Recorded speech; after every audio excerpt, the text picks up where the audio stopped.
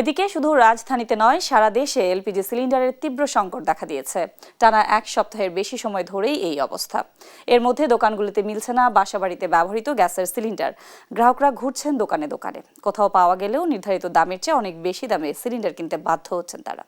সহকর্মীদের তথ্যচিত্রে Sharmila care report. হঠাৎ করেই সারা দেশে এলপিজি সিলিন্ডারের তীব্র সংকট, বিপাকে সাধারণ মানুষ। এর মাঝে বাধ্য হয়ে গ্রাহকরা সিলিন্ডার কিনতে চাইলে পাওয়া যাচ্ছে না, আর পাওয়া গেলেও কিনতে হচ্ছে বেশি দামে। বরিশালে মাত্র 4 দিনের ব্যবধানে গ্যাস সিলিন্ডারের দাম বেড়েছে 150 টাকা। এতে বিপাকে পড়েছেন ক্রেতা ও বিক্রেতারা। বিক্রেতারা জানান, বর্তমানে 5 থেকে 6টি কোম্পানির গ্যাস সিলিন্ডার সংকট রয়েছে। ফলে কোম্পানি থেকে দাম বাড়ানোর ফলে সিলিন্ডার প্রতি 150 টাকা দাম বেড়েছে। আগে 1253 টাকা সিলিন্ডার প্রতি দাম থাকলেও এখন বিক্রি করতে হচ্ছে 1400 টাকায়। সবকিছুর তো দামের ঊর্ধ্বগতি, সেই সাথে যদি গ্যাসের দামটাও বাড়ানো হয় সেক্ষেত্রে তো আমাদের জন্য আসলে একটু মুশকিল হয়ে যায়। গ্যাসের দামটা একটু নিম্নমুখী হয়, যাতে আমরা সচরাচর যেরকম ইউজ করতে পারি এরকম তো দেওয়া হয়, দামটা কমানো হয়। ডিসেম্বর ছিল 1253 সরকারি রেট, এখন আমরা 1400 করে বিক্রি করতেছি। আগে যেভাবে একটা অ্যাভেলেবল মাসে ব্যবহার করতে পারতো, এখন মানুষের কাছে কেনার একটু ভারী, এখন মানুষের জন্য একটু গ্যাস গ্রাহক একটু কম আর কি। রাজশাহীতে বাড়তি দামেও মিলছে না গ্যাসের সিলিন্ডার। খুচরা বিক্রেতারা বলছেন, ডিলাররা সরবরাহ দিতে পারছে না। বেশি দাম দিলে পাওয়া গেলেও তা চাহিদার তুলনায় কম। বোতল প্রতি 110 টাকা বেশি মিলেছে কালকে আমাকে। গ্যাস পাচ্ছি দাম বেশি, সব জিনিসের দাম বাড়ছে, তার সঙ্গে গ্যাসটা ছাড়া তো চলাই যায় না। গ্যাস তো আমাদের নিত্যদিনের প্রয়োজন। গ্যাসটা আমরা পাচ্ছি না। গ্যাস সংকটটা কিসের জন্য এখন, বড় বড় আরো কোম্পানি আছে এরা জানে। ময়মনসিংহেও দেখা মিলছে না ডিলারদের। এলপিজির তীব্র সংকটে চরম ভোগান্তিতে পড়েছে ব্যবহারকারীরা। সরকার লাইন বন্ধ করে দিচ্ছে, এখন আমরা সিলিন্ডার চলতেছি, সিলিন্ডারও যদি বন্ধ করে দেওয়া তাহলে কেন চলবো আমরা? দ্রুত এই সমস্যা সমাধানে সরকারের হস্তক্ষেপ চান গ্রাহকরা। শর্মিলা কেয়া, নিউজ ডেস্ক, দেশ টিভি। দর্শক, এলপিজির বাজার পরিস্থিতি নিয়ে বিস্তারিত আলোচনায় আমাদের সাথে যুক্ত হচ্ছেন কনজিউমার্স অ্যাসোসিয়েশন অব বাংলাদেশ ক্যাবের ভাইস প্রেসিডেন্ট SM নাজির হুসাইন। আপনাকে স্বাগত দেশ বাণিজ্যে। জি, আমরা আসলে জি আমি শুনতে পাচ্ছি। যে আমরা হঠাৎ করেই দেখলাম যে এলপিজির বাজারে তীব্র একটা সংকট তৈরি হয়েছে।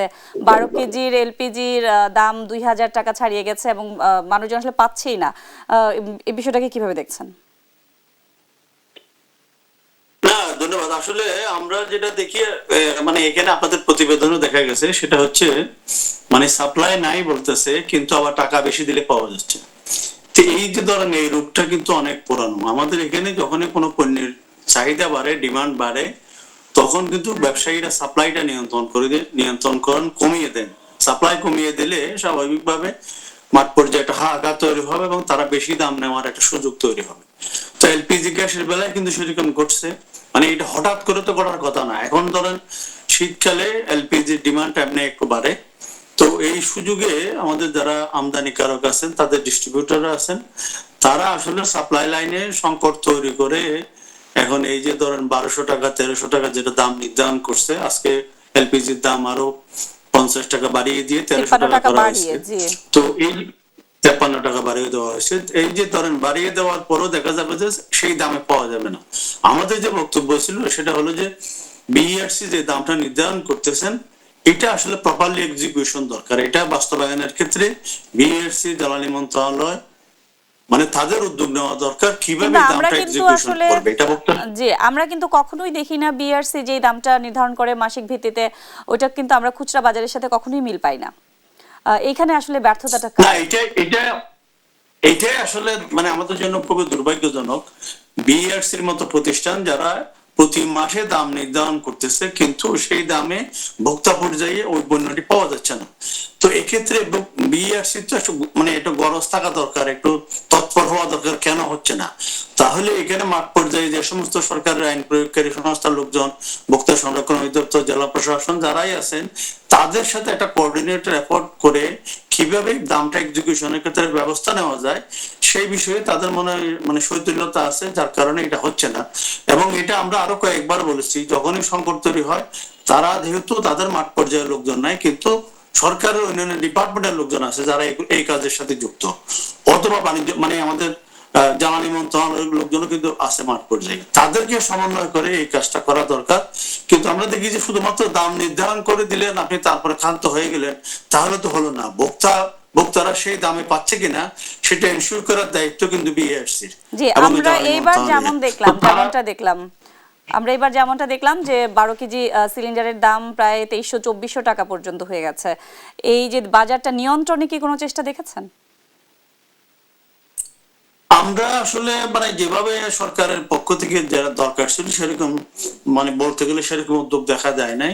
তবে ভোক্তা সংরক্ষণ অধিদপ্তরের জেলা পর্যায়ের কর্মকর্তারা অনেক জায়গাতে তারা অভিযান পরিচালনা করছে, তাদের অভিযান আমরা দেখেছি। কিন্তু আমাদের কাছে যেটা মনে হয়েছে, এটা আসলে শুধুমাত্র খুচরা পর্যায়ে যদি অভিযান পরিচালনা করা হয় তাহলে কিন্তু এটা কোনো ধরনের ফল আসবে না। এখানে দরকার ছিল যারা ডিস্ট্রিবিউটর বা তাদের যারা আমদানিকারক এবং ডিস্ট্রিবিউটরের পর্যায়ে কিন্তু আসলে তদারকির দরকার ছিল। খুচরা দোকানদার যাদের কাছে তদারকি করা হবে তারা তো কিনে আনতেছে আরেকজনের কাছ থেকে, তাহলে সে যেই দামে কিনবে সে তার থেকে এটা লাভ করে সে কিন্তু বিক্রি করবে।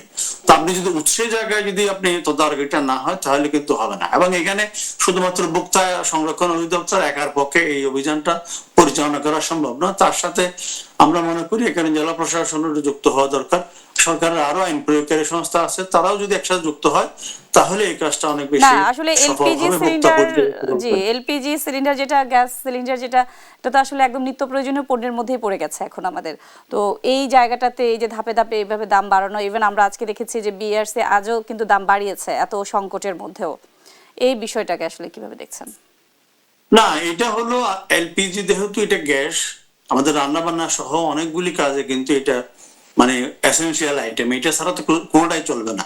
এমনি ধরেন শীতকাল আসলে আমাদের লাইনের যে গ্যাস, সেই লাইনের গ্যাসের একটা সংকট, সরবরাহ লাইনের সংকট দেখা দেয়। তো তখন কিন্তু মানুষ বাধ্য হয়ে এলপিজিতে মানে ফিরে আসেন, এলপিজি ব্যবহার করেন। তো এই জায়গাতে এটার যদি দামটা হঠাৎ করে বাড়িয়ে দেওয়া হয় তাহলে তো মরার উপর খাড়ার ঘা। তো এই জায়গাতে সরকারের অগ্রাধিকার ভিত্তিতে, যেহেতু লাইনের গ্যাস আমি পাচ্ছি না, আবার এলপিজি সিলিন্ডারের গ্যাসও এরকম মানে ডাবল মূল্য বাড়িয়ে দিলেন, তাহলে এই জায়গাতে সরকার যদি নীরব থাকে তাহলে আমরা মনে করবো সরকারের মানে জনগণের প্রতি সুবিচার করা হচ্ছে না। কারণ হলো যে যেই সময়টাতে রান্না বান্না সহ মানুষের জীবন জীবিকা নির্বাহের ক্ষেত্রে এলপিজি গ্যাস কিন্তু খুবই এসেনশিয়াল একটা বিষয়, সেই জায়গাতে শৈথল্য প্রদর্শনের কোনো ধরনের সুযোগ নেই। তো এইটা আসলে শৈথল্য প্রদর্শন না করে অগ্রাধিকার ভিত্তিতে আমরা মনে করি এখানে নির্বাচনী কার্যক্রম থাকুক, আইন শৃঙ্খলা পরিস্থিতি উন্নয়নের কার্যক্রম থাকুক, যাই থাকুক না কেন, যেহেতু মানুষের জীবন জীবিকা, মানুষ বাঁচানোটা আগে দরকার, সবচেয়ে বেশি জরুরি। নিশ্চয়ই। জি, আপনাকে অসংখ্য ধন্যবাদ আমাদের সাথে যুক্ত হওয়ার জন্য।